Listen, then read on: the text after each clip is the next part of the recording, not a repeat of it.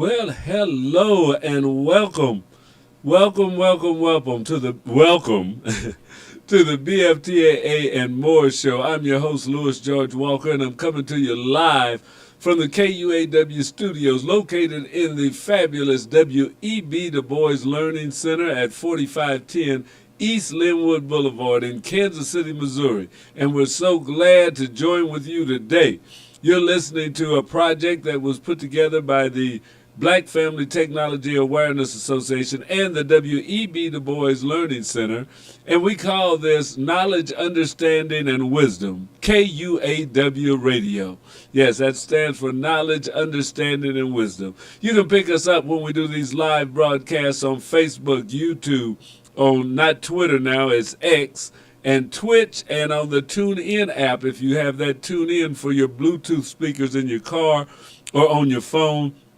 Go to the TuneIn app or the Get Me Radio, Online Radio Box, My Radio Tuner, or Radio Garden. You can go on any of those sites and you can pick us up Audible side, or you can go to your social media and you can see us when we're doing the live shows. But we broadcast 24/7. So if you like us on Facebook and on YouTube, and on Twitch, whenever we go live, you will see us. So just go to KUAW-Radio on Facebook, KUAW Space Radio on Twitch, on YouTube is KUAW Space Radio, and on Twitch is KUAW Space Radio. So pick us up on that, like us whenever we go live, then you'll get a notification that we're going live, and you can pick up a show then. I'm on every Wednesday or every Monday. I get my days right. I'm okay, y'all. I'm on every Monday from 5 to 5:45 with the BFTAA and more show.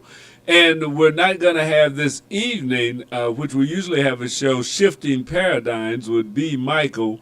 And he's not going to be able to make it this evening. He gave me a call. So we'll probably... I don't know if we'll put up a replay or we'll just have to pick him back up when he's in. He's in on the first and third Mondays. Also, tomorrow we have Tyrone Gathers with Source of the Inkwell.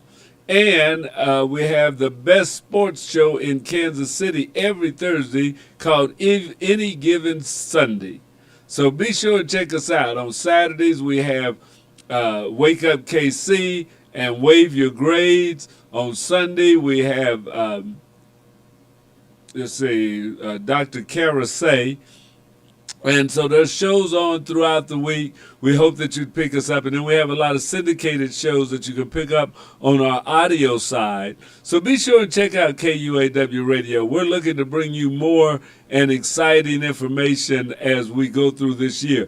Listen to our Professor Smooth Jazz that's on Thursdays. You can also pick up the Blues Time in the City on the weekend. We have about 3 different blues shows that come on every weekend, so we want you to check it out if you're into the blues. We also have a Smooth Jazz weekly that comes on that you can check out.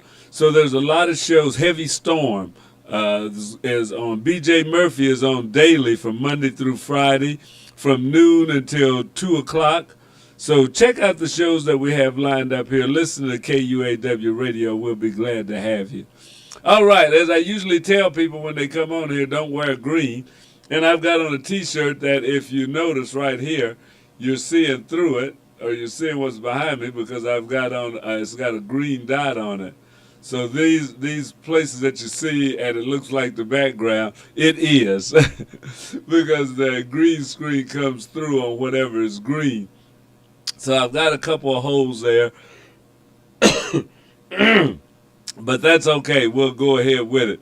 I was wearing this T-shirt. This is my special T-shirt that I've got from the MR 340, which is the Missouri River 340 race, 340-mile race, the longest nonstop river race in the world that I was entered into the end of July.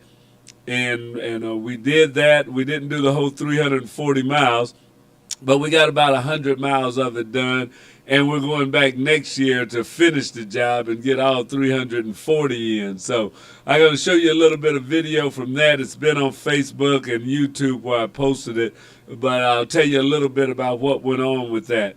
So that's what we've got that we're going to talk about a little bit later on. We're also going to talk about the Olympics just a little bit. I don't want to take the sports show thunder, because they'll be talking about that quite a bit come Thursday night. And we have an election coming up tomorrow. Tomorrow is the primary day in Missouri. So primary voters in the state of Missouri, you will select independents, Democrats, Republicans, whatever your heart feels, wherever you're led to vote. But there's going to be a lot of voting going on tomorrow. We have a lot of people running for governor, running for the state offices, state senate. So these are the primaries to get ready for the November election. The top winners in the Democrat and Republican will be running in the general election, which will happen in November, when we'll also be voting for president. So all of that's getting ready to come up tomorrow. So if you haven't registered to vote, it's too late. But it is time to register for the November election. So if you can't vote tomorrow, be sure and know that that's letting you know that you need to go get registered. If you go to vote and you can't vote because you moved or they don't have you on the list, you can fill out a provisional ballot. But the thing that's letting you know is you need to go and re-register. If you've moved, changed your address since the last election, then you've got a different polling place, and you have to let the Board of Election Commissioners know that you have moved. So if you go there to the polls and you can't vote tomorrow, that's why everybody should try and vote in the primary. Even if you don't get to vote, you'll know that there's a problem, and you can get that straightened out before the national election that will be happening in November. I think we have until October. Definitely we have the rest of August to get your registration together. So take this time, if you're not registered, to register. And if you run into a problem at the polls, you've got time to straighten it out before the big election comes, even though you can still fill out a provisional ballot at your voting place or where you show up, but they'll check it. And if you moved or something, then you may have a problem that you just went to the wrong voting place. So that's something to be on the lookout for as we move forward. It will be election day tomorrow. So, all right, we're going to get into what the BFTAA and more show is about, giving you news and information. We always give you a little bit of information from NASA, the National Aeronautics and Space Administration. They've discontinued for now, and I'm going to write them a letter to see if we can't get it started back up the this week at NASA. But we do have What's Up from NASA, the Jet Propulsion Laboratory, and Space to Ground that connects you with what's going on at the International Space Station. So let's get started right now with Space to Ground. Just a second, gotta find it. I have to get back to using my push buttons. All right, here we go.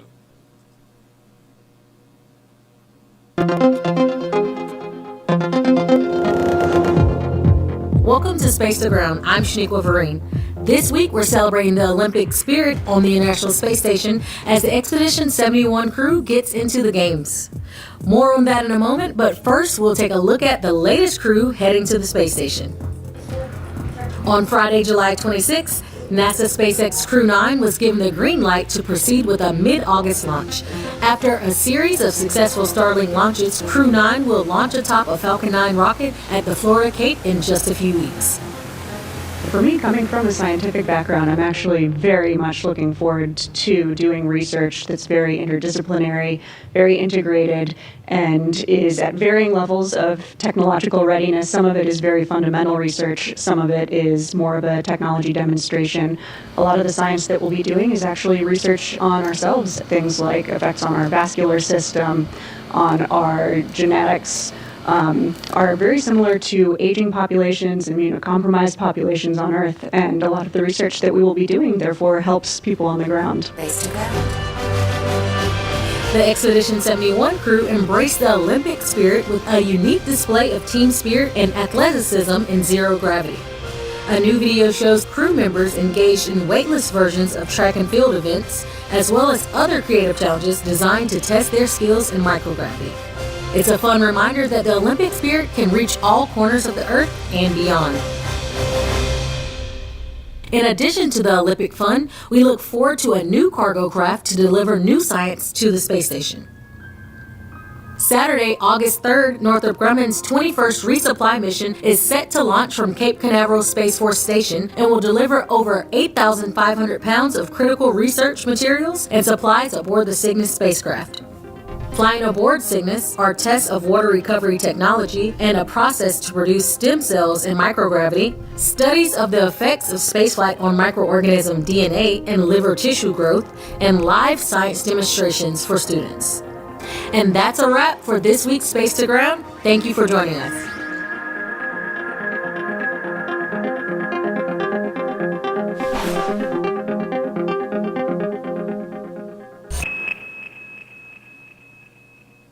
All right, so that's Space to Ground from NASA, and they're getting involved in the Olympic spirit.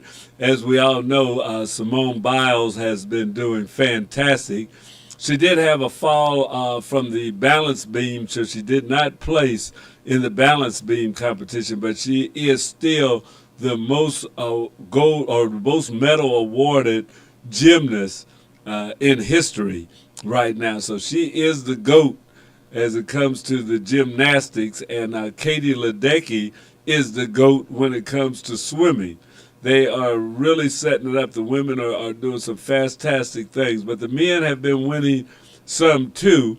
So tune in Thursday so we can get more Olympic information from our sports people that will be coming on, because the Olympics will be drawing to an end then. If you've been watching it, it's been some really good competition going on. So we want to give our hats off to all the people that are participating. We even have a person from Raytown, which is a suburb of Kansas City, young man, I believe 19 years old, that is looking to set the record as the fastest human in the 100-yard dash.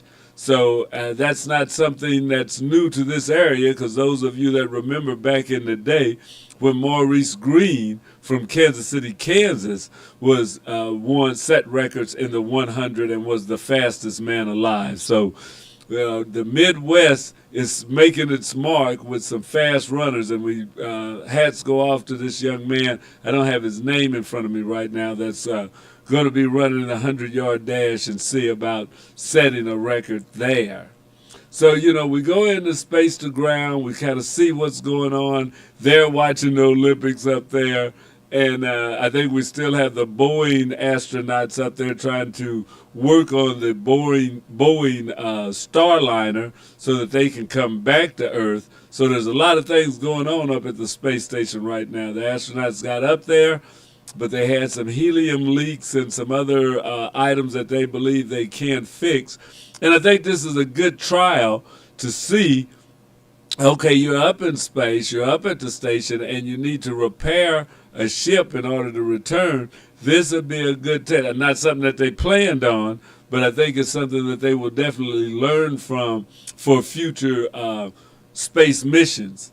Is how do you repair, how do you get whatever you need back working in order to get back, because that's quite a long ways, and it's not a overnight trip, although they have other capsules that dock up there, and some, like they said, there's some going up in August, so there'll be other capsules that they could come back on.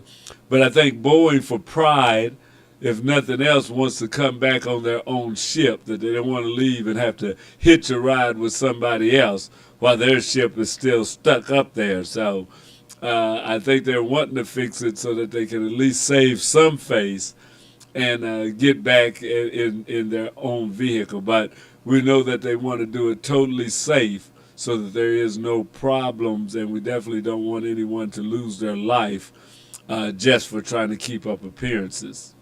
All right. So now, this is a new month. We're in August, and we always see what's going on in the night sky. I show you this every week so that you can take a peek at the moon and the stars and see what planets are going to be visible. If you're out at the park, if you're camping, if you're out at the lake where it's not much light and you can see just so many more stars out in the countryside, then you may want to take this down and get some information and do some stargazing while you're out with the family or friends. So let's go right now to What's Up at NASA, or NASA What's Up.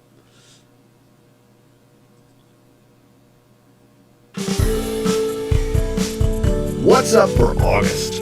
A super close meetup of Jupiter and Mars, the outlook for the Perseid meteors, and see a stellar nursery in the Wow, they Lagoon got Nebula. beautiful stuff up there. During the month of August, the red planet Mars speeds past our solar system's largest planet, Jupiter, in the AM sky.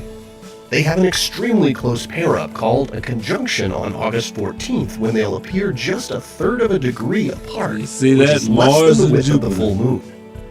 The view from NASA's Eyes on the Solar System reveals the two planets arranged along the same line of sight, which is why they appear so close together in the sky at this time. Mars quickly pulls away from Jupiter over the following mornings, but on the 27th, the crescent moon joins the two planets to form a captivating trio in the morning sky. Saturn flies solo most of the month on the opposite side of the sky, though the moon chases close behind the ring planet on August 20th. The pair rise shortly after dark and trek toward the west together until dawn. The warm summer nights of August in the northern hemisphere make the Perseid meteor shower an annual favorite. This year's peak night for Perseids comes on August 11th and into morning twilight on the 12th. Provided you have clear skies, viewing conditions will be favorable this year as the moon sets by around 11:30 p.m. local time. Meteor activity picks up from then until dawn. From darker viewing locations, meteor counts of 50 to That'd be 75 this per hour are weekend, pretty this normal Sunday. at the peak. The Perseids appear to originate from a place in the sky that rises in the northeast, so lie back and face roughly in that direction, but try to take in as much of the sky as you can in your view, as meteors can appear all over. All the stars in the sky share a common origin in giant clouds of gas and dust called nebulas. And one such stellar nursery, the Lagoon Nebula, is well placed to observe in the August sky. The Lagoon Nebula will feel familiar to you if you've ever observed the Orion Nebula, with the latter being just a bit brighter. Being about 3 times wider than the full moon, it's still relatively easy to find, even under suburban skies with binoculars or a small telescope. The Lagoon Nebula is located in the constellation Sagittarius, which regular sky watchers will know is synonymous with the faintly glowing band of the Milky Way core. You'll find it here just above the top of the star pattern known as the Teapot. The nebula is located about 4,000 light-years away. Its oblong structure is about 100 light-years long by about 50 light-years wide. It's a cauldron of intense star-forming activity, with many young stars blazing brightly, causing the surrounding gas to glow. That glow is faint and colorless when peering at the Lagoon Nebula through binoculars, but long exposure photos reveal its colorful nature. The bright stars are also sculpting the nebula, creating voids and turbulent knots and streamers of gas. The nebula gets its name from one of these dense, dark clouds that stretches across its middle, looking something like a watery lagoon. The Lagoon Nebula appears high overhead in August for those in the southern hemisphere, and quite low for those at higher northern latitudes, but it's visible throughout the lower 49 United States. If you can locate the stars in the Teapot, you should be able to observe the nebula too. To find it, follow a line toward the west, twice the distance from the top of the Teapot's handle to the top of its lid. Nebulas can be challenging to observe, even with a telescope. But with its large size and relative brightness, the Lagoon Nebula offers a great opportunity to see one of these star forges for yourself in August. Here are the phases of the moon for August.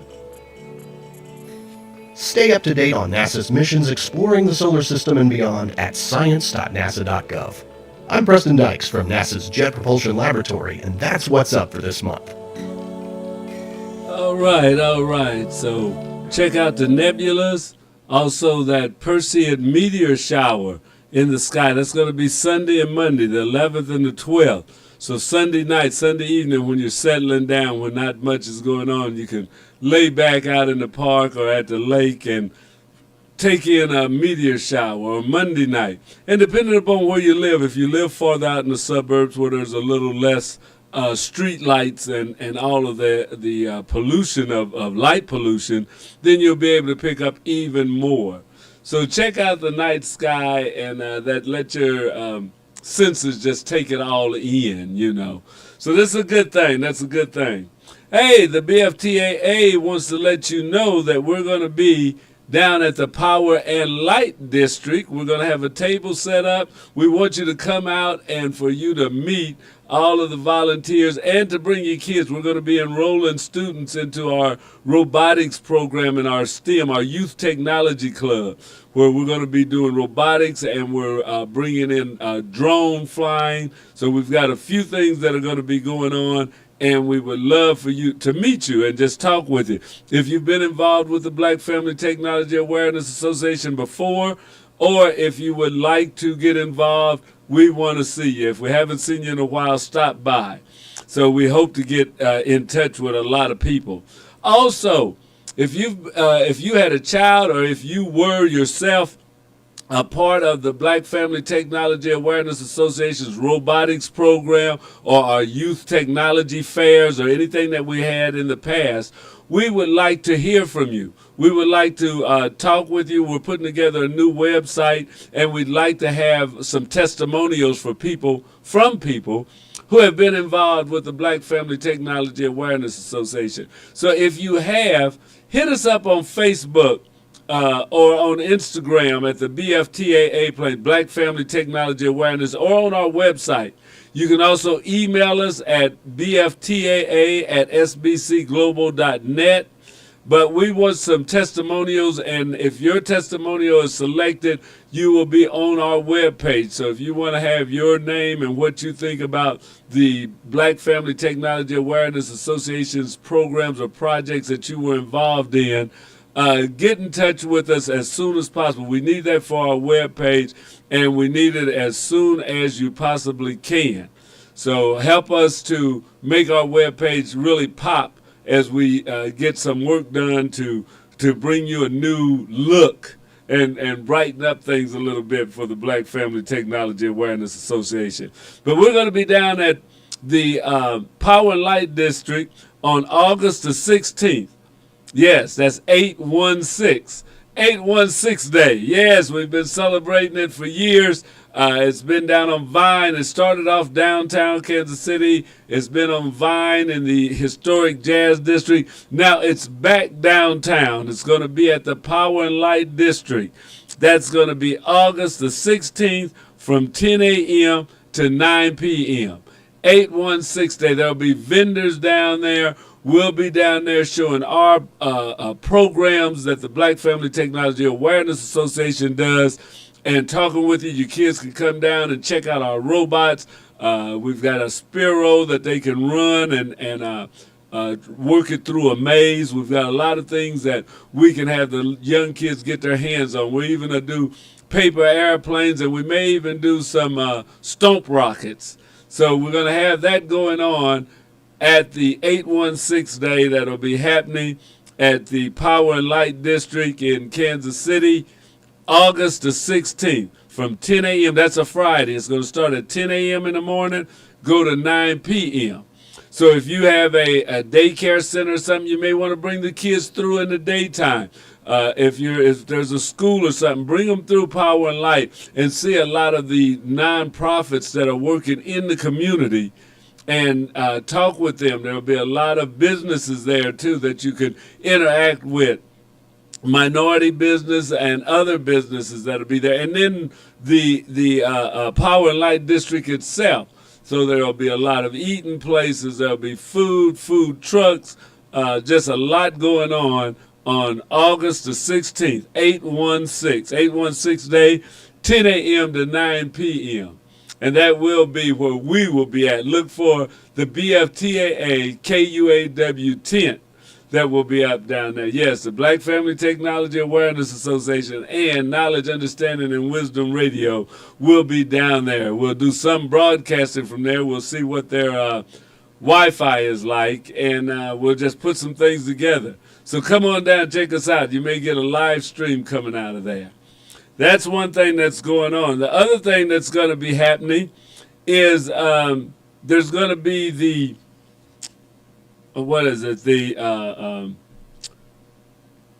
Monument to Freedom, Justice, and Courage Wall.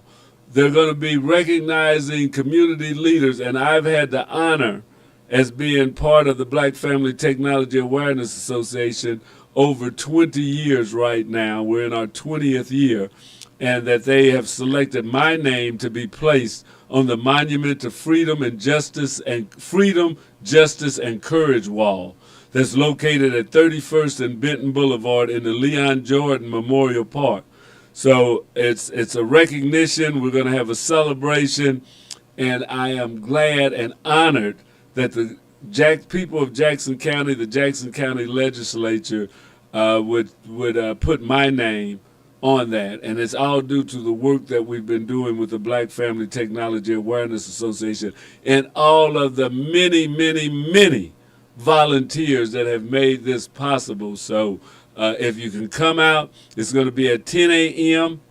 In the morning, August the 24th, which is a Saturday, at 31st Street and Benton Boulevard in Kansas City, Missouri. So if you can't come out, I'd like to say hello, shake your hand. You can ask me anything, but it's just an honor to be recognized by the people in this city that I love so much and so dear.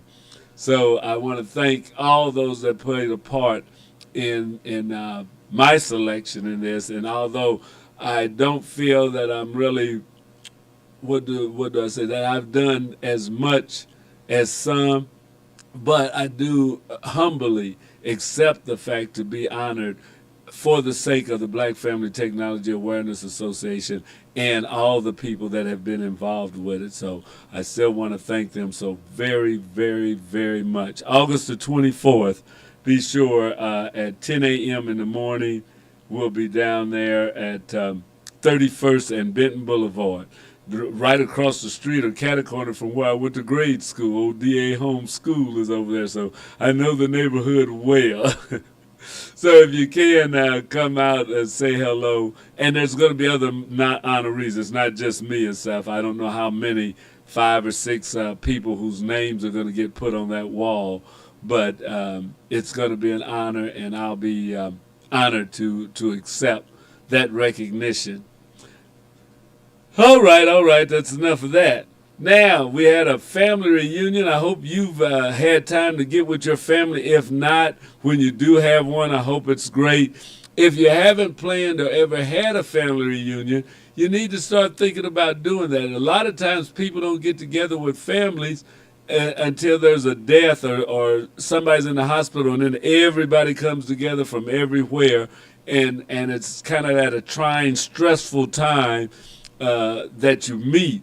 But if you have a family reunion, and we just had one this weekend, and people from not this weekend before last, excuse me, but people came from all over the country. We had relatives from California, from Virginia, from North Carolina, from Texas, that all came to Kansas City, and we had a fun time, laughing, joking, reminiscing, remembering our ancestors, honoring our elder members, and honoring our young members that are just getting started in the family. We had one there that was, I think, maybe a year old. So we had 85-year-old and a 1-year-old all together, all loving on each other, and it was a fun time. It was no stress time. It was a time to laugh. We played dominoes and cards and danced and ate. Did way too much eating and stuff, but it's a celebration, so you might as well. I also want to thank those that took part. Carrie B's Catering. Carrie B's Catering did an excellent job with our food. It was very tasty, very tasty. And Miss Sandra Dean, I've got to miss Miss Sandra Dean. She can bake some cakes and cookies. We had German chocolate cake, pound cake, strawberry cake, chocolate chip cookies, oatmeal cookies, sugar cookies. Okay, yeah, we had too much sweets, but that's all right. That's all right. You got to have some fun and enjoy yourself sometimes, you know. So we ate too much of the wrong things. We laughed a little bit too loud, but we had a great time. So if you haven't did a family reunion, you may want to do that. You may want to get together with your family and start planning. It doesn't have to be a big one. It doesn't have to go for 3 or 4 days or 2 days. If you just have a big family picnic, you know, just afternoon where the families can get together and be around each other, and it's not about any kind of stress or anything. It's about enjoying each other's company, getting to know each other better. Sometimes we get so far apart from each other, we don't see each other, we don't call each other or something, and something happens, everybody comes together and wants to know what's going on. But if we're in touch most of the time, or a lot of the time, it's a lot better. So that whenever the phone rings, you know, and you see that name on it, you don't say, "Oh Lord, what happened now?"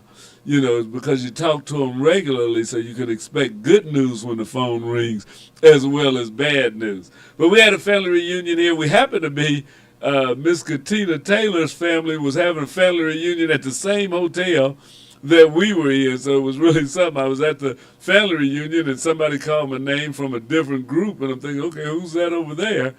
And her family had got together. So it was 2 families out there, and a lot of families do it across this country. And if you haven't done it, you might want to see if you can put one together, because family reunions are a great time, a great time. All right, that's that. Now, that's letting you know what went on, because last week I wasn't able to do a show. I was still trying to recuperate from everything else that had went on, and we had a great time over that period from, what was it, I think August the 23rd till August the 28th.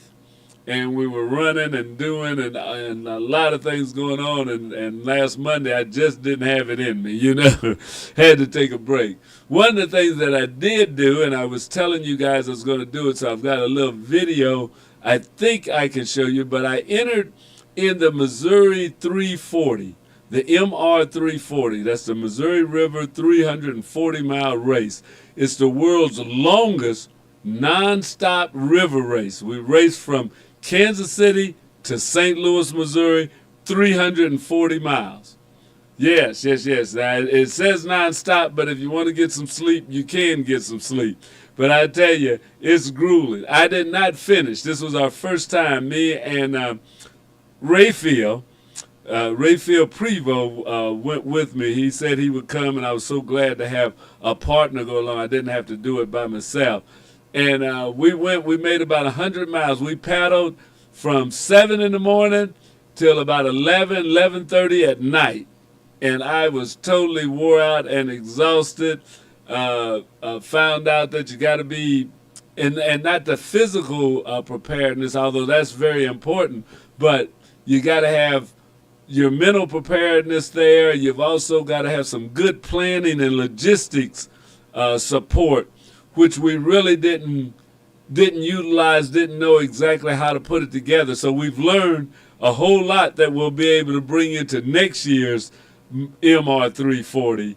But that was a great time out there. So I'll let you see a little bit of what's going on. I put together I had my GoPro on for most of the day, I think from 7 till about 7:30. So about 12 hours of the race I did record, but I kind of edited it down so you won't sit here and watch 12 hours of it. But this is a bit of the MR 340 race. Let's see if we can get that to you. And if we can get it to you, I don't know if you'll have sound or not, but let's see what happens. It's there. Let's see. Okay, here we go.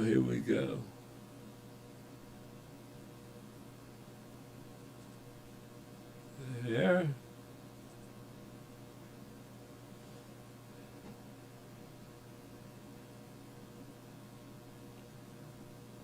Okay, I'm not picking up the sound.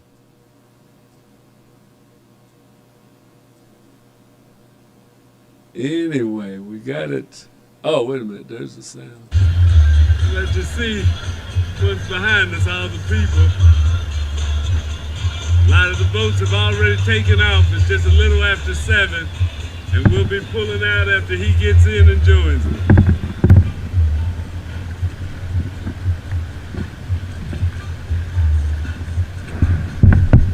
There you are. All right. Let's go. There's my partner, Raphael. So we're off and rowing. That's Call Point Park in Kansas City, Kansas, in the Fairfax district, right as you get off of I-70. That's where we left out from. All right. And going 340 miles.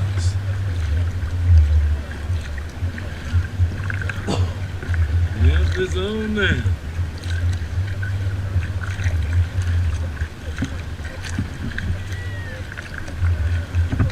All right, we're on our way. Now it's 8:27. Been gone a little more than an hour. Still going at it. Looking a little bit tired. We're just about an hour in, a little more than an hour and a half into the race. So we're coming closer toward the 291 bridge. And my stroke looks terrible, so don't judge me, guys. Right now, a lot of hot water being discharged.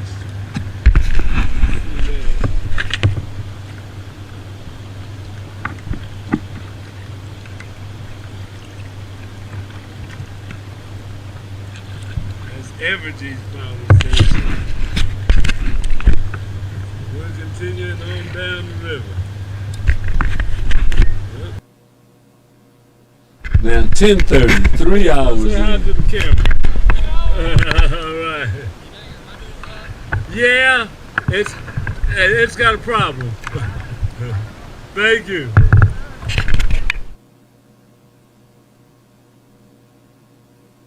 Now it's 12:30. Right. Closing in on half the day, lunchtime. 50 miles. We're closing in on the first 50 miles of the first day. And it's been fun. And it's you're learning something on it. It's good. How you doing? Okay, so Raphael is feeling good. His elbow's hurting, but he's hanging in there.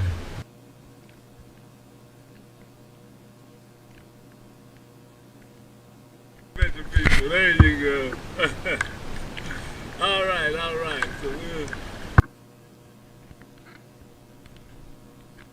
340 miles and the first 50 miles. We get to Lexington, we're gonna bandage up and make some adjustments to our travel arrangements and stuff. We learned a lot in these first 50 miles. But we're still hanging in there. There's a lot of good people, and everybody's having a pretty, well, I won't say a good time, but everybody's serious and into it. So I'll get back with you guys probably after Lexington. This is a little bit what it's like. I'll let you see the river.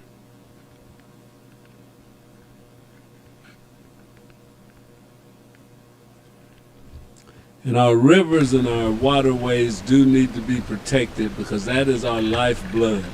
A lot of our drinking water, or 90% of our drinking water, comes from the Missouri River. Here we are.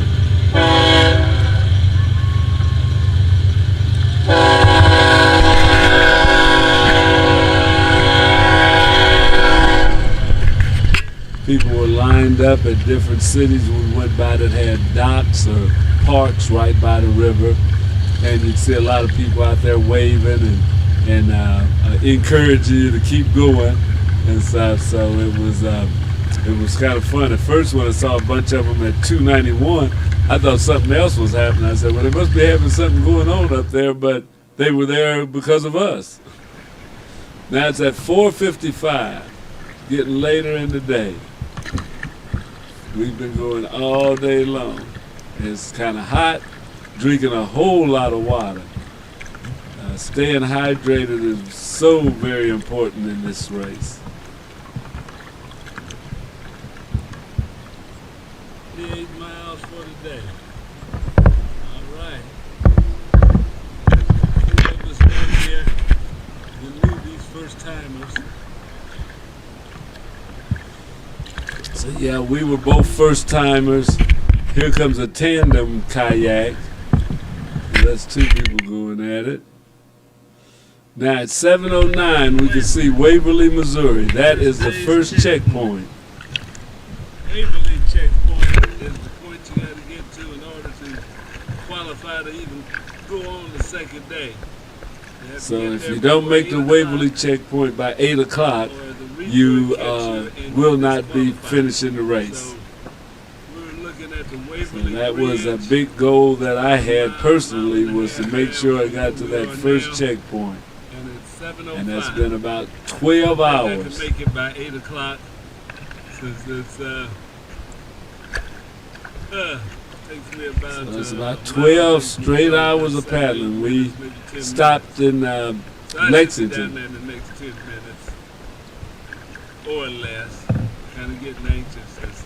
This will be all I'll have to do for today, but I'm going to do a little more so I can get ahead for tomorrow. You know how it's like that schoolwork. You can get a little bit ahead, then you can take it a little easier. So the sun was sitting down a little bit, and it looked like it was going down. Since the sun is still up, if I rest a little while, and we were thinking we could go a little bit further if we got a little rest at the checkpoint.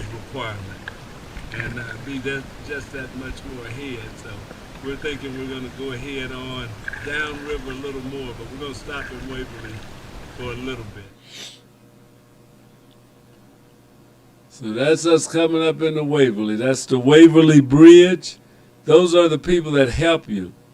So as we were getting out, they actually help you land your boat and even carry your boat up on the ramp for you. So we ended our race, as it says here, about 11:30. We had left from Waverly. We missed the checkpoint, and the time kind of was getting very dark and a little disorienting while you're out there. Didn't have much night vision. It was the moon hadn't came up yet, and we really were doing good, but we had to call it quits. I was totally exhausted. And after we missed the checkpoint, couldn't hang in there anymore. I had to tap out.